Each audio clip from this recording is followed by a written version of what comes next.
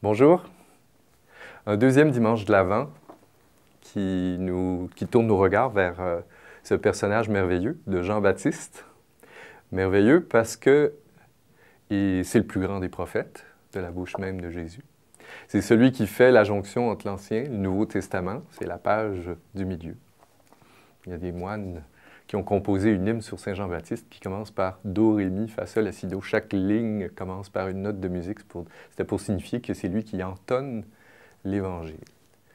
Entonner l'Évangile dans ta vie comme dans la mienne, c'est commencer par un temps de désert.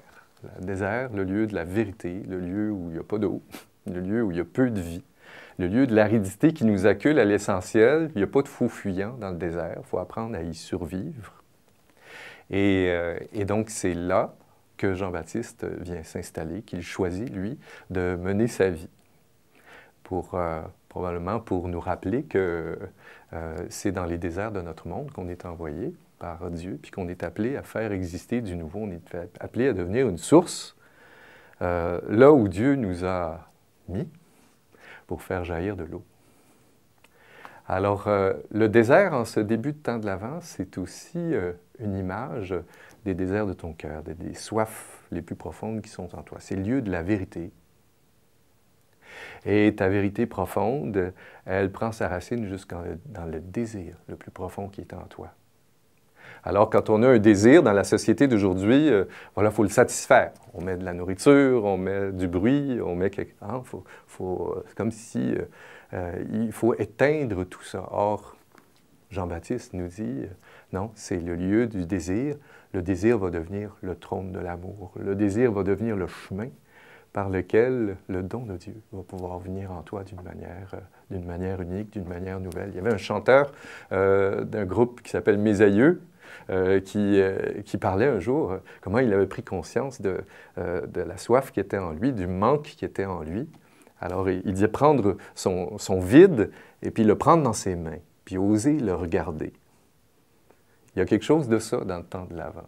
Oser regarder la soif la plus profonde qui est en toi, puis te poser la question, comment tu viens l'étancher?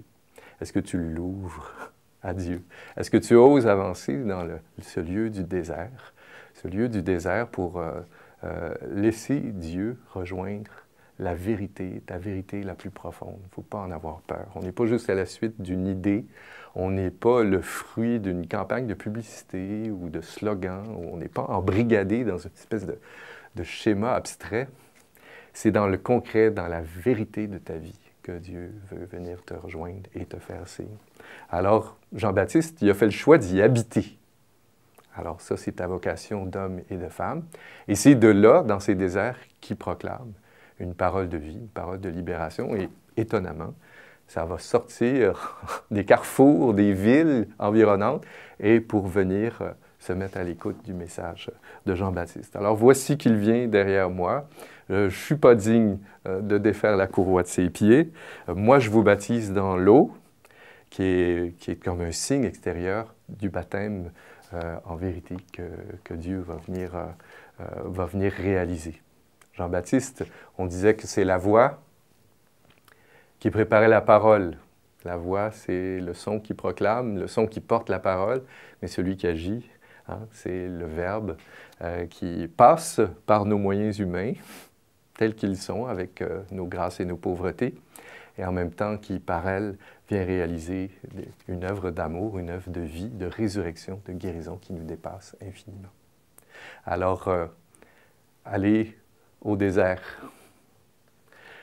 Ouvrons nos soifs à l'eau de l'Esprit Saint pour qu'il vienne nous rencontrer dans notre vérité et qu'il vienne nous nourrir de l'intérieur, que cette eau nous irrigue pour nous aider à tenir de manière plus libre, de manière plus joyeuse, de manière plus féconde dans les déserts vers lesquels nous sommes envoyés pour y porter l'eau et l'espérance de l'amour de Dieu.